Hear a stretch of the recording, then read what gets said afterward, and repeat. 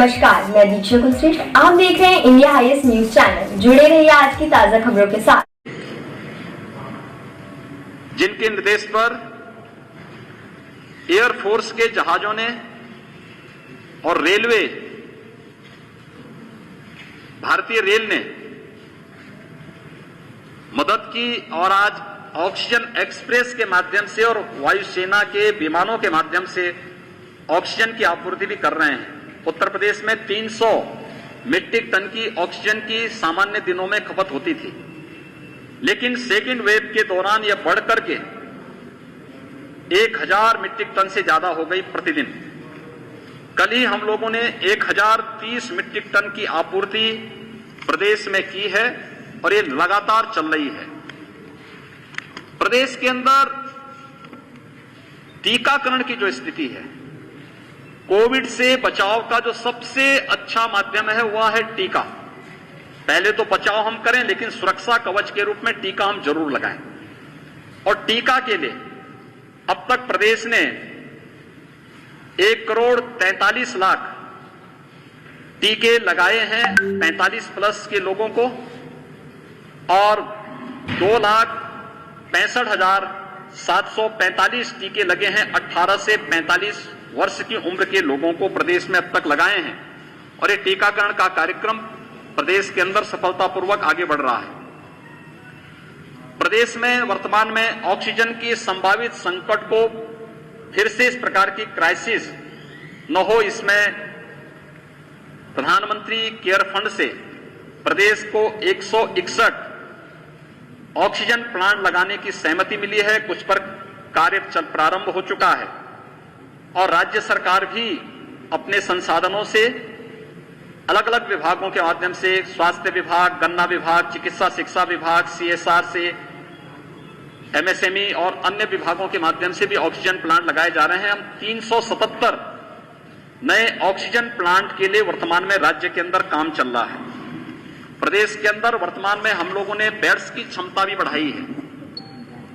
L2, L3 facility के हमारे पास इस समय बेड्स की संख्या 80,000 के आसपास है और हम लोग निरंतर इसमें वृद्धि कर रहे हैं। हमारा प्रयास है कि थर्ड वेव की जो आशंका व्यक्त की जा रही है, यद्यपि सेकंड वेव में भी आशंका व्यक्त की थी कि उत्तर प्रदेश में प्रतिदिन 5 से 10 मई के बीच में 1 लाख कोविड पॉजिटिव के केस प्रतिदिन आएंगे, लेकिन आज 12 मई है। 12 मई को उत्तर प्रदेश के अंदर कुल 17,000 पॉजिटिव केस आए हैं। हम लोगों ने उन आशंकाओं को निर्मूल साबित किया है, लेकिन लापरवाही और सतर्कता लापरवाही हमेशा छोड़नी पड़ेगी और सतर्कता हमेशा रखनी पड़ेगी। इसी तरह से हम लोग थर्ड वेव की भी आशंका को ध्यान में रखते हुए अभी से हम लोगों ने इसकी तैयारी भी एक अलग से टीम लगा करके प्रारंभ कर दी है कि पीडियाट्रिक्स के ICU का निर्माण अभी से हर जनपद में प्रारंभ हो, उनकी ट्रेनिंग के कार्यक्रम हो। पोस्ट कोविड का जो एक इफेक्ट देखने को मिला है ब्लैक फंगस के रूप में, इसकी ट्रेनिंग और इसके उपचार की प्रॉपर व्यवस्था हम लोगों ने लखनऊ से प्रारंभ कर दी और 1-2 दिन के अंदर हमारे एक जनपद में इसके बारे में वर्चुअली इसका सेमिनार करके इस कार्यक्रम को आगे बढ़ाने वाले हैं। और इन चीजों को तेजी के साथ आगे हम लोग इस कार्यक्रम को आगे बढ़ाने की प्रक्रिया हमारी चल रही है। हम लोगों ने जो हमारे बड़े मेडिकल कॉलेजेज हैं, बड़े हॉस्पिटल हैं, वहां पे LMO प्लांट या एयर सेपरेटर प्लांट ऑक्सीजन आपूर्ति के लिए लगाए हैं। लेकिन जो दूर दराज के जो हमारे CSC हैं, उनमें भी ऑक्सीजन की आवश्यकता लोगों को पड़े, इसके लिए 20,000 से अधिक हम लोगों ने अब तक ऑक्सीजन कंसंट्रेटर पूरे प्रदेश के अंदर उपलब्ध करवाए हैं। ये ऑक्सीजन कंसंट्रेटर ऑक्सीजन की आपूर्ति वहां पर आराम से 5 घंटे ऑटोमेटिक वो चलते हैं, एटमॉस्फेयर से ही वे ऑक्सीजन लेते हैं, उसके माध्यम से इसको चलाने का काम कर रहे हैं और सफलतापूर्वक ये प्रदेश के अंदर संचालित हैं। अलीगढ़ मंडल में आज मैं आया हूं। अलीगढ़ मंडल में यहां पर एक्टिव केस की संख्या अब कम होती जा रही है। पिछले एक सप्ताह में यहां पे लगभग 200 से अधिक एक्टिव केस कम हुए हैं। पॉजिटिविटी रेट में निरंतर गिरावट है। अगर ओवरऑल कमिश्नरी का हम देखेंगे तो यह पहले 20% के आसपास थी, अब यह घटकर के 5% के आसपास है। और हमारा प्रयास है कि इस पॉजिटिविटी रेट को और भी कम लाने के लिए, इसके लिए हर एक जनपद को टेस्ट बढ़ाने के लिए कहा गया है। प्रदेश में ऑक्सीजन की आपूर्ति की व्यवस्था सुनिश्चित करने की पूरी व्यवस्था की जा रही है।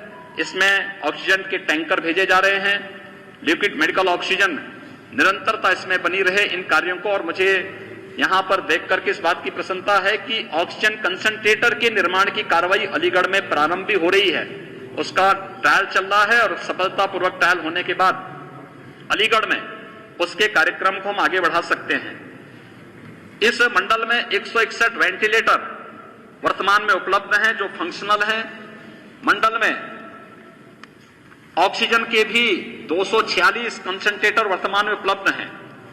इस मंडल में 14 नए ऑक्सीजन प्लांट स्वीकृत किए गए हैं, जिनमें 3 को क्रियाशील किया जा चुका है। शेष को क्रियाशील करने की तैयारी यहां पे चल रही है। मंडल में अब तक 4,13,280 45 प्लस के लोगों को टीका लगाया जा चुका है। और जिन 18 जनपदों में हमारे 18 प्लस के लोगों को टीकाकरण की कार्रवाई प्रारंभ हुई है, उनमें अलीगढ़ भी है। अलीगढ़ में जनपद में 5,721 लोगों को अब तक 18 प्लस के उन सभी युवाओं को भी टीका लगाया जा चुका है। मंडल में वर्तमान में 85 एम्बुलेंस डेडिकेटेड कोविड कार्य के लिए लगी हुई हैं।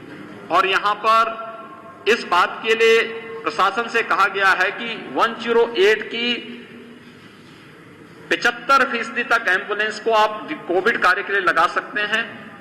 हर जनपद में महिला और बच्चों के लिए एक डेडिकेटेड हॉस्पिटल अलग से बनाएं। इसके अलावा यह भी व्यवस्था की गई है कि नॉन कोविड पेशेंट को और कोविड पेशेंट के लिए टेली कंसल्टेशन की सुविधा, और उनके लिए नॉन कोविड पेशेंट के लिए हर जनपद में जो गंभीर रोगी हैं उनके लिए अलग से उपचार की व्यवस्था भी हर एक जनपद में हो।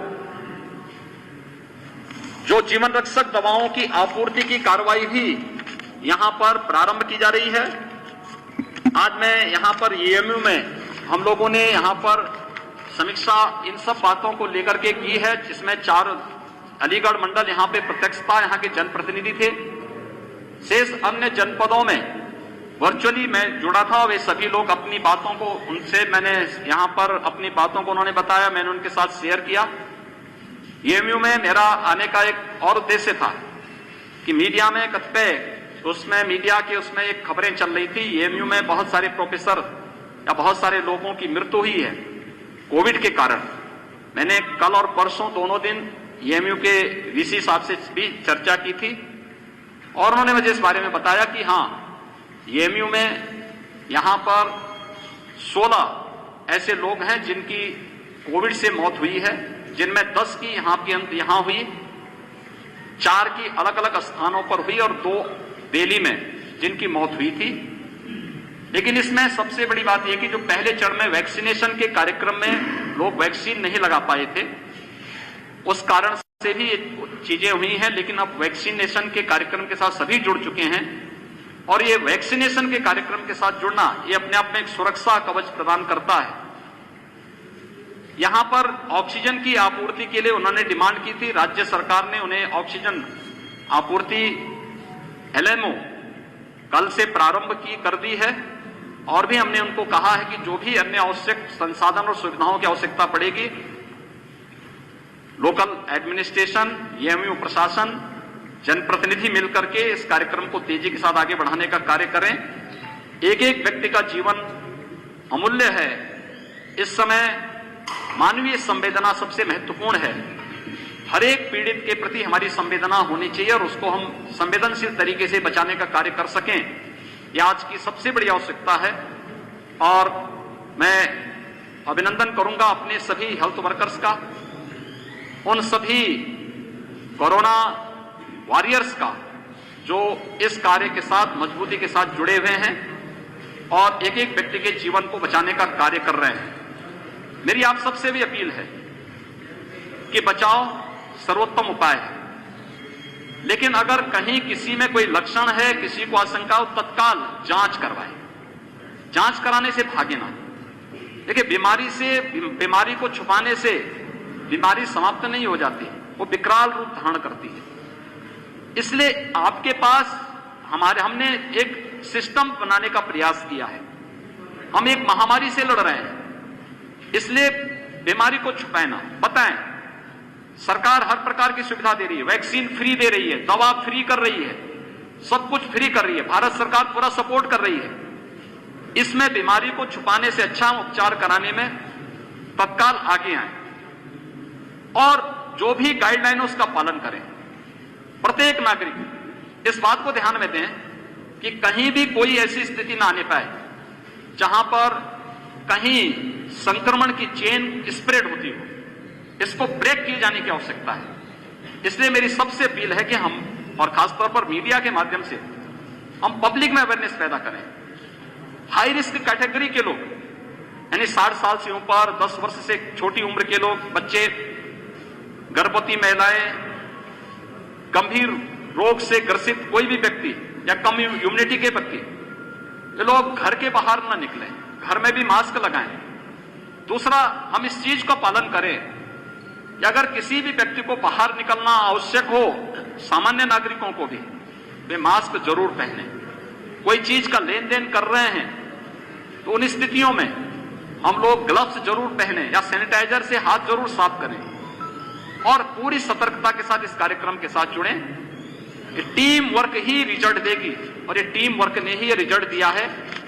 उत्तर प्रदेश की निगरानी समिति और आरआरटी के द्वारा जो कार्य प्रारंभ हुआ है, विश्व स्वास्थ्य संगठन ने भी उसकी सराहना की है और हम लोग इस अभियान को एक निरंतरता बनाए रखेंगे, जिससे प्रत्येक व्यक्ति को हम लोग, चाहे वह हॉस्पिटल में हो या घर में हो, अगर कोविड पॉजिटिव है, हम उसको मुफ्त में उपचार और मेडिकल किट की सुविधा उपलब्ध करवा सकें और किसी भी चीज की कोई कमी न हो, इस पर हमारा पूरा प्रयास रहेगा।